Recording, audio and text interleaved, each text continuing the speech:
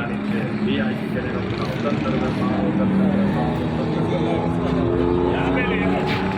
ناظرین اس وقت ہم موجود ہیں یہاں یہ دیکھیں منشیات کے عادی افراد یہاں کس طرح بھاگ رہے ہیں. اس وقت ہم موجود ہیں تھانہ مومن آباد اردو چوک میں. یہاں منشیات کے جو عادی افراد ہیں ابھی آپ نے دیکھا کہ یہاں سر عام نشہ کرتے ہیں اور اس جگہ کو میں کئی بار جو جتنے بھی پولیس کے اعلیٰ افسران ہیں اور جتنے بھی قانون نافذ کرنے والے ادارے ہیں میں نے کئی بار یہاں کی ویڈیو بنا کر جو متعلقہ اداروں کو سینڈ کی. ابھی آپ نے دیکھا کہ نشے کے عادی افراد بہت بڑی تعداد میں یہاں جو آئس کرسٹائل یا دوسرے جو نشہ کرتے ہیں یہاں نزدیک سے لے کے اپنی زندگیوں کا خاتمہ کر رہے تھے. ابھی وہاں جا رہے ہیں.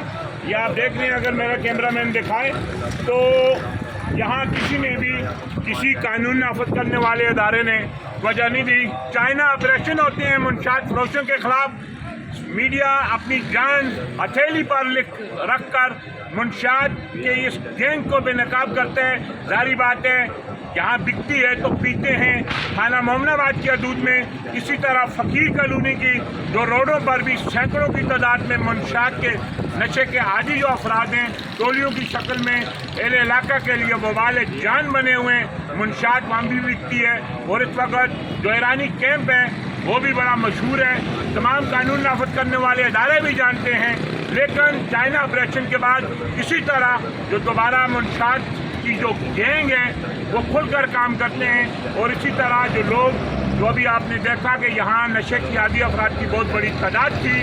یہ اردو چوک کے مناظر ہم نے آپ کو دکھائے ہیں. اس وقت میں اردو چوک رنگی ٹاؤن کے علاقے میں کھڑا ہوا ہوں جہاں جو بورڈی ہر روز نشے کے عادی افراد اپنی زندگیوں کا خاتمہ کرنے کے لیے سارے عام جو اس چوک پر منشیات پیتے ہیں. لیکن قانون نافذ کرنے والے ادارے متعلقہ پولیس جو میں سمجھتا ہوں کہ خاموش تماشائی نظر آتی ہے. چائنا آپریشن کے بعد یہاں پھر جو منشیات کے عادی افراد اپنی زندگی کے خاتمے کے لیے اسی طرح سارے عام منشیات پیتے ہیں.